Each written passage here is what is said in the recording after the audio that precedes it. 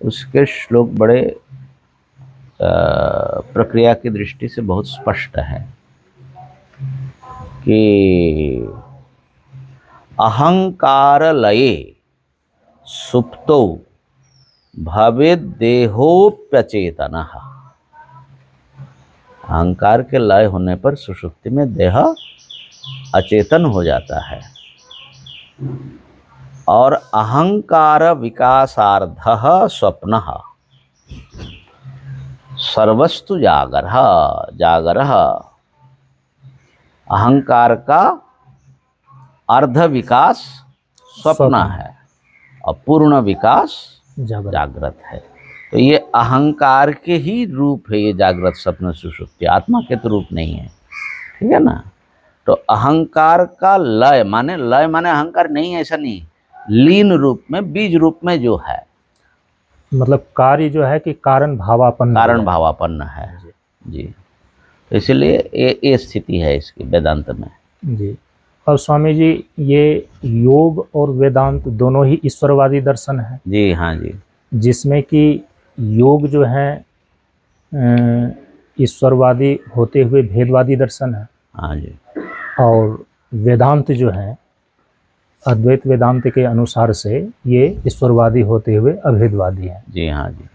अब जो भेदवादी ईश्वरवादी के रूप में योगी लोग हैं, तो इनके भेद में मुख्य रूप से तो यही भेद देखा जाता है कि जो पुरुष और पुरुष विशेष, और तीसरी चीज़ है प्रकृति। तो जीव स्थानीय पुरुष है योग दर्शन में, और ईश्वर स्थानीय पुरुष विशेष हो गए। तो जीव और ईश्वर का भेद योग दर्शन में, पुरुष और पुरुष विशेष में भेद। तो पुरुष तो स्वरूपतः एक ही है, भले ही संख्या में अनेक हैं, और पुरुष विशेष ने पुरुष एक है मतलब क्या है? जैसे कि जीव स्थानीय उसमें पुरुष हैं योग दर्शन में। ठीक है, क्योंकि चूंकि योग और वेदांत के पुरुष को एक कैसे कह रहे योग के हिसाब से? पुरुष का अर्थ क्या है? पुरुष स्वरूप उनका एक ही जैसा है। जी जी। एक पुरुष है। हाँ। एक पुरुष विशेष है। नहीं, एक पुरुष नहीं है। एक का यहाँ पर मतलब है कि एक पुरुष मतलब कि पुरुष विशेष और प्रकृति। पुरुष के दो श्रेणी है। जी जी, पुरुष के दो श्रेणी। हाँ, एक जो है पुरुष विशेष है। हाँ, और बाकी सब अनेक पुरुष है। तो अनेक पुरुष जो है हाँ। वो जीव स्थानीय है। यदि उधर से वेदांत से हम तुलना करके देखेंगे, ठीक है, बोल लीजिए। उसमें जीव और ईश्वर का जैसे अभेद दिखाया गया है। तो वह उसी पड़ताल में यदि योग के अंदर जीव और ईश्वर का भेद हम देखेंगे, माने जैसे न्यायिक कहते जीवात्मा और परमात्मा। जी, जीवात्मा और परमात्मा। हाँ, तो जीव पुरुष और ईश्वर पुरुष योग के हिसाब से। जी हाँ, ठीक है, ऐसा कहना चाहे तो कह लीजिए। तो वही पुरुष विशेष हो गया जी। और ईश्वर पुरुष जो है इधर पुरुष मात्र हो गया, माने जीव पुरुष। जी हाँ। जीव पुरुष और ईश्वर पुरुष। हाँ जी। और ईश्वर पुरुष को ही वहाँ पर पुरुष विशेष कहा जा रहा है, और इधर जो पुरुष है वो पुरुष मात्र हुआ। और तीसरी चीज है प्रकृति है। हाँ जी। तो पुरुष जो है ये तो स्वरूप से निर्गुण ही है। हाँ जी। चेतन भी है। हाँ जी। और नित्य भी है। हाँ जी। और जो पुरुष विशेष के रूप में ईश्वर है, तो क्लेश कर्म विपाक और आशय ये जो चार दोष हैं, इससे तो अपरामृष्ट हैं ही। हाँ। और स्वरूप से तो पुरुष मात्र भी इन चारों दोषों से अपरामृष्ट ही है। जी हाँ जी। तो स्वरूप से तो उसमें स्वरूपतः अभेद ही है। पुरुष मात्र उसमें उसमें जो है संशय पैदा हो सकता है। स्वरूपतः अभेद कहेंगे तो ऐसा कही कि स्वरूपतः एक जैसा है, एक नहीं कहिएगा। और यहाँ पर दोनों में भिन्नता केवल संख्या को लेकर के होगी क्या? क्योंकि पुरुष मात्र तो अनेक है। केवल संख्या केवल नहीं होती है, पुरुष का जो स्वरूप है, प्रत्येक पुरुष का, जी, प्रत्येक पुरुष का स्वरूप ही अलग अलग है। स्वरूपगत भेद है ना, संख्यागत भेद नहीं, पुरुषगत भेद है। हाँ, स्वरूपगत। पुरुष, प्रत्येक पुरुष स्वरूपतः अलग है। ये द्वैतवादियों का सिद्धांत है, चाहे न्यायिक हो, चाहे सांख्य हो, चाहे प्रत्येक पुरुष, हाँ, स्वरूपतः ही एक दूसरे से भिन्न है। अच्छा। लेकिन अनेक होते हुए भी सभी पुरुषों का, हाँ, स्वरूप एक जैसा है। हाँ जी, एक नहीं है। एक कैसे होगा जब ये खुद ही एक नहीं है, तो स्वरूप को एक कैसे कहेंगे? तो ये भिन्नता हो गई जीव और ईश्वर को लेकर के। हाँ जी, और बहुत सारी भिन्नता है। दूसरी, यदि एक भिन्नता उसमें ये देखी जाए, और दूसरी भिन्नता, दूसरा भेद प्रकृति को लेकर के, प्रकृति पुरुष का, प्रकृति पुरुष विशेष का, दोनों का ही भेद है, क्योंकि एक जड़ है, एक चेतन है। प्रकृति बिल्कुल अलग चीज है जी। प्रकृति अलग माने पूरा जगत जी। प्रकृति के जो विकृति हैं उन सब से बिल्कुल अलग एक सत्ता है ईश्वर या जो जीव पुरुष है, ये सब। और अपने यहाँ ऐसा अभी यहाँ पर इसमें से, क्योंकि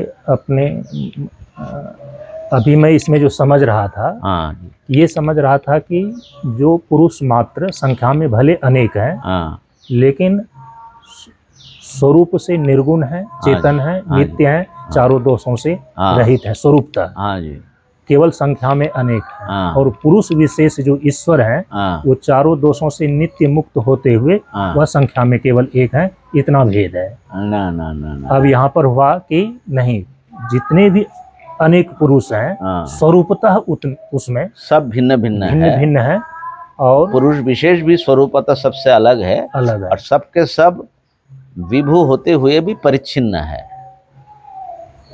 विभू भी और परिच्छिन्न भी। हाँ जी, विभू माने उनके हिसाब से सब व्यापक है, देश की दृष्टि से व्यापक है, काल की दृष्टि से व्यापक है, लेकिन वस्तुगत भेद एक दूसरे से। इसलिए हमारे यहाँ जो अपरिच्छिन्नता है वो सत्ता को लेकर के कही जाती है। एक ही सत्ता है, फैला हुआ है, इतना मात्र से नहीं है। तो फिर आकाश अपरिच्छिन्न हो जाएगा। फिर आकाश को तो हम अपरिच्छिन्न नहीं मानते हैं जी, नहीं, व्यापक होते हुए भी आकाश तो परिच्छिन्न है ना, क्योंकि आकाश से भिन्न पृथ्वी, जल, तेज, वायु की सत्ता है।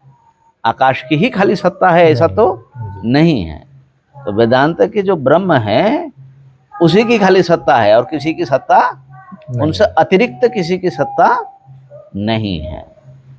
तो इसीलिए ब्रह्म अनंत है, सत्यम ज्ञानम अनंतम। लेकिन उनका पुरुष तो बिल्कुल अलग है ना, सबसे अलग पड़ा हुआ, प्रकृति से, अन्य सभी पुरुषों से अलग पड़ा हुआ एक स्वरूप है। अब योग और वेदांत में जो ईश्वर की भिन्नता है, जी जी, उस पर थोड़ा प्रकाश। हाँ, उसमें बहुत माने समझ में आने पर एकदम आसमान और जमीन भी नहीं, एकदम पाताल का फर्क है। कैसे हैं देखिए, पहले योग का जो है विचार कर ले,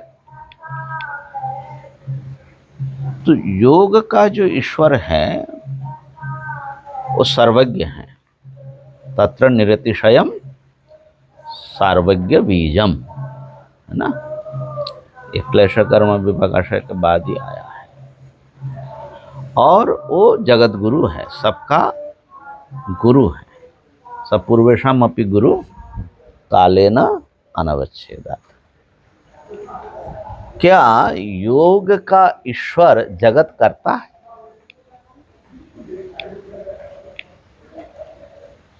किसी टीकाकार के अनुसार से निमित्त कारण कहीं निमित्त कारण मतलब क्या? कर्ता पूछ रहा हूं। सीधे तो जगत कर्ता नहीं बनते योग के ईश्वर। माने जैसे घट को बनाता हुआ कुंभकार कर्ता होते हैं, ठीक है ना, वो रचयिता है ना, माने एक उपादान कारण है, एक जो है कर्ता रूप निमित्त कारण है, ठीक है। तो जैसे न्यायिक मानते हैं कि परमाणुओं को जोड़ जोड़ करके ईश्वर जगत कर्ता होते हैं, जैसे हम मानते हैं कि ईश्वर संकल्प आदि करके ये जगत की रचना करते हैं। तो क्या ईश्वर, योग के ईश्वर सृष्टा है क्या, सृष्टिकर्ता है कि नहीं है? हाँ, वहाँ न्याय और वैशेषिक में चूंकि जितने भी परमाणु हैं निरवयव हैं, और जो निरवयव हैं उनका आपस में जो है संयोग कैसे बनेगा, क्योंकि दो निरवयव पदार्थ में तो संयोग बनते नहीं है। वो कारण क्या है वो नहीं, हम खाली पूछ रहे हैं कि क्या योग में जगत कर्ता ईश्वर को माना है? तो वहाँ पर जो है इसीलिए दो निरवयव परमाणुओं को संगठित करने के लिए वहाँ ईश्वर को माना गया कि ईश्वर के संकल्प से, उनकी इच्छा से जो दो निरवयव परमाणु हैं वो आपस में संगठित हो जाए। ठीक है, माने उनका ईश्वर कुछ करते हैं जी, जगत की रचना में उनका व्यापार है। क्या यहाँ पर नैयायिकों की तरह, हाँ, नैयायिकों की तरह या किसी भी तरह जगत रचना में ईश्वर की कोई भूमिका है? सीधे योग के अनुसार जी नहीं। योग में तो ईश्वर का जो सबसे पहला सूत्र उसमें लिखा गया, तो उसके अनुसार तो केवल समाधि लाभ लेने के लिए, हाँ, गुरु है वही जी, समाधि लाभ लेने के लिए उनकी धारणा माने उपदेष्टा है, वो जगत गुरु हैं और सबको ज्ञान के मार्ग पर, योग के मार्ग पर लाते हैं, उनका अनुग्रह करते हैं, वो बात तो है। गुरु के रूप में ईश्वर को माना उन्होंने, लेकिन हमारा प्रश्न है कि क्या वो सृष्टा है, इस जगत के रचयिता हैं क्या? तो बिल्कुल नहीं है। क्यों? क्योंकि प्रकृति स्वतंत्र है उनका जी, वो जड़ होते हुए भी स्वयं ही परिणमित हो रही है, परिणमित होती है इस पूरे जगत के रूप में। लेकिन आचार्य विज्ञान भिक्षुक जी ने सांख्य कारिका पर भी शायद उन्होंने कुछ अपना, सांख्य सूत्र पर, शायद सांख्य सूत्र पर, जी, ये प्रवचन, सांख्य प्रवचन, सांख्य प्रवचन नामक उनका ग्रंथ है। तो उसमें से उन्होंने शायद चेतन की सन्निधि से प्रकृति में परिणमन होता है ऐसा माना। माने सूत्र से और कारिका से तो कोई उसमें समर्थन नहीं है। नहीं, वो वेदांत, मैंने कहा कि हमारे वेदांत का जो संस्कार है कि माया में ईश्वर का चिदाभास माने चैतन्य का आभास पड़ता है, उससे वो प्रेरित होकर के, तो ऐसा मान रहे। लेकिन उनके वहाँ बहुत स्पष्ट नहीं, बल्कि योग सूत्र में है निमित्तम अप्रयोजकम वर्ण भेदस्तु ततः क्षेत्रिकवत्, एक सूत्र है, ये सब शायद चौथे में है, ये थोड़ा ध्यान कम कैवल्यपाद में ये सब ध्यान कम दिया जाता है। तो निमित्त को उन्होंने कारण माना ही नहीं, निमित्त कोई कारण नहीं होते। क्यों? कहा कि तो निमित्त क्या करता है? बोले निमित्त खाली आवरण भंग करता है। माने जैसे कोई किसान अपने खेत में जल ले जाना चाहे तो क्या वो जल ले जाता है? केवल बांध को खोल देता है, केवल बांध को खोलता है, जल स्वतः उसमें जाता है। तो खेत में जल के जाने से किसान की कोई भूमिका नहीं है, जो जल को रुका हुआ था उसके आवरण को वो अपसारित करता है जी, ठीक है ना। तो ऐसे ही एक तो निमित्त को कारण नहीं माना उन लोगों ने, प्रकृति स्वयं। अच्छा, यहाँ पर जो है दूसरी बात है कि प्रकृति का आवरण प्रकृति ही भंग करती है योग में, जो माने सांख्य योग में। क्यों? रज से तम का आवरण हटता है तो सत्व जो है परिणमित होता है, या दूसरा चीज जो है जो उसको रोके रखता है। तो रोकने की और उसमें प्रवृत्त करने की, वो सारे प्रकृति के भीतर वो सिस्टम है, ठीक है ना। तो ईश्वर साक्षी रूप में है, अगर ऐसा मान भी लेते हैं, यद्यपि योग के हिसाब से भी वो ठीक से बैठता नहीं है। क्यों? हमारे यहाँ जैसे जब सुषुप्ति का भी साक्षी होता है, समाधि का भी साक्षी होता है, लेकिन उनके यहाँ जब निरोध हो जाता है तो निरुद्ध चित्त जो है किसी भी रूप में ज्ञात नहीं होता सीधे। वो जब जगते हैं तो कितना समय तक वो रहा, उसके अनुसार वो अंदाजा लगाते हैं, अनुमान लगाते हैं।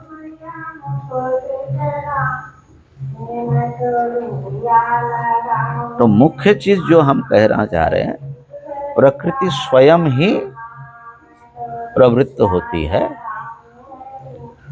उसमें पुरुष की और विशेष पुरुष की कोई विशेष भूमिका नहीं है। लेकिन पुरुष के बिना प्रकृति प्रवृत्त नहीं होती। क्यों? पुरुषार्थ प्रवृत्ति है।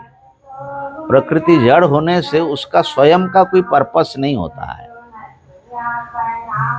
तो जगत में जो उद्देश्य पूर्णता है वो पुरुष के कारण है, अर्थात कोई अनुभव करने वाला होगा तभी बाकी सब काम आगे बढ़ सकता है। तो इसलिए पुरुष की मुक्ति के लिए, पुरुष के भोग के लिए तो वो बांधती है, पुरुष की मुक्ति के लिए वो तदनुकूल प्रवृत्त होती है और मुक्त कर देती है, ठीक है ना। तो पुरुष यहाँ पर निष्क्रिय दृष्टा के रूप में किसी भी प्रकार के कर्तृत्व न रखते हुए, किसी भी प्रकार का वो जो है इन्वॉल्व ना होते हुए यहाँ पर रहता है। और जो पुरुष की लिए जो प्रवृत्त होता है वो भी किसी एक पुरुष की बात नहीं है, माने पुरुष विशेष के लिए प्रवृत्त नहीं होती है, सभी पुरुषों के लिए वो काम करती है। प्रकृति सामान्य है, सबके लिए काम करती है, ठीक है ना। तो इसीलिए यहाँ वेदांत के ईश्वर से किसी भी प्रकार से आप मिला नहीं सकते हैं। तो पहली बात तो वो सृष्टा ही नहीं है, और जो सृष्टा नहीं है उनको ईश्वर कहना, ईश्वरवादी जो है ना वो जगत कर्ता मानते हैं ईश्वर को, या जगत कर्ता कोई है उसका नाम ईश्वर रखते हैं। तो इसलिए योग में असल में देखो तो जगत कर्ता रूप ईश्वर नहीं है जी। अच्छा, अपने यहाँ भगवान जगत रचते भी हैं और मुक्त भी करते हैं, माने उपदेश दे करके ज्ञान भी देते हैं, गुरु भी है।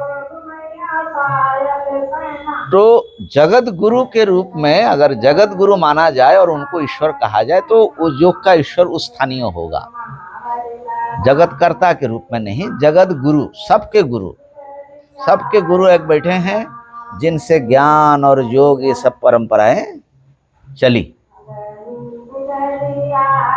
जगत अनुग्रह करता है।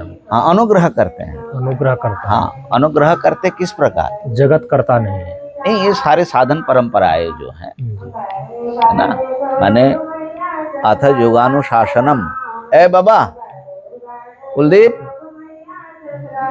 एक मच्छर का वो ले, यहाँ बैठा नहीं जा रहा है।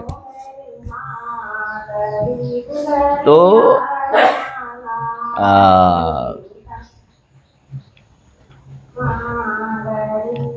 जगत, ये जो अथ योगानुशासनम है ना, तो अथ शब्द में ये बता रहे हैं कि वो तो आरंभार्थ है, लेकिन योगानुशासन, ऋषि पतंजलि कह रहे हैं कि हम योग शास्त्र अनुशासन जो परंपरा से चली आ रही है उसको वो लिपिबद्ध कर रहे हैं जी।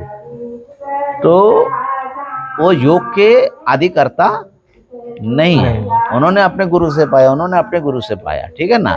कब से कहाँ से चली ये जो गुरु परंपरा है, तो योग के हिसाब से हिरण्यगर्भो योगस्य नान्य वक्ता पुरातना, हिरण्यगर्भ ब्रह्मा जी से योग का प्रारंभ मानते हैं, ठीक है ना। और हिरण्यगर्भ चूंकि जन्म होता है हिरण्यगर्भ का, वो तो नित्य ईश्वर नहीं है, तो हिरण्यगर्भ का जो ब्रह्मांडम विदधाति पूर्वम, तो उनके भी आदि कर्ता, आदि गुरु के रूप में, कर्ता नहीं, गुरु के रूप में एक नित्य ईश्वर को उन लोगों ने माना, जहाँ जो सनातन गुरु हैं और हमेशा से सबको वो अनुग्रह करते हैं। और ईश्वर प्रणिधान भी सफल ऐसे ही होता है कि अगर ईश्वर का कोई भक्तिपूर्वक चिंतन करता है, तज्जपस तदर्थ भावनम करता है, तो ईश्वर उसके प्रति अभिमुखी भवति, ऐसा लिखते हैं। और तम अनुगृह्णाति अभिध्यान मात्रेण, ईश्वर के मन में ऐसा संकल्प होता है कि इसका मंगल हो जाए, तो वो सत्य संकल्प है। सत्य संकल्प होने से उसके प्रतिबंध सब दूर हो जाते हैं। इस प्रकार से वो मदद करते हैं, लेकिन वो जगत सृष्टा नहीं है। जगत सृष्टा नहीं है, जगत नियंता नहीं है, और जगत संहर्ता नहीं है।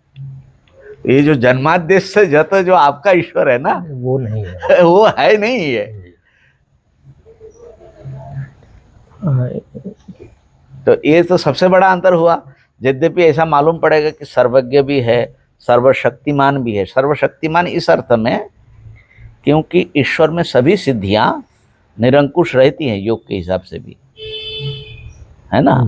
तो इसलिए प्रकृति के व्यापार को पलटने में या अपने हिसाब से वो कुछ करना चाहे तो प्रकृति उनके अनुसार चलती है,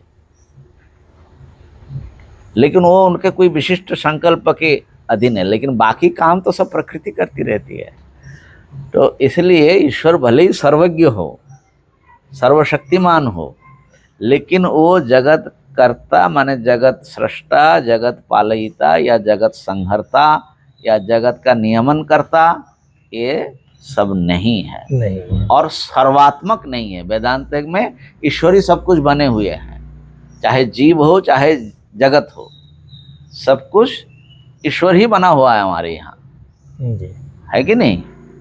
सर्वात्मा है ना वो, सर्वात्मा। हाँ, प्रत्येक पदार्थ के रूप में भी वो अधिष्ठान सत्ता ही चमक रहा है। तो इसीलिए वो ईश्वर, उनके ईश्वर सर्वात्मा नहीं है, परिच्छिन्न ईश्वर है, समष्टि पुरुष नहीं है। बस इसलिए मैंने कहा था कि समष्टि पुरुष नहीं है। जी ठीक है स्वामी जी, फिर इस चर्चा को जी जी जी हाँ जी, ठीक है। ओम नमो नारायण। ओम पूर्णमदः पूर्णमिदं पूर्णात् पूर्णमुदच्यते पूर्णस्य पूर्णमादाय पूर्णमेवावशिष्यते। ओम शांति शांति शांति। ओम ब्रह्मार्पणमस्तु।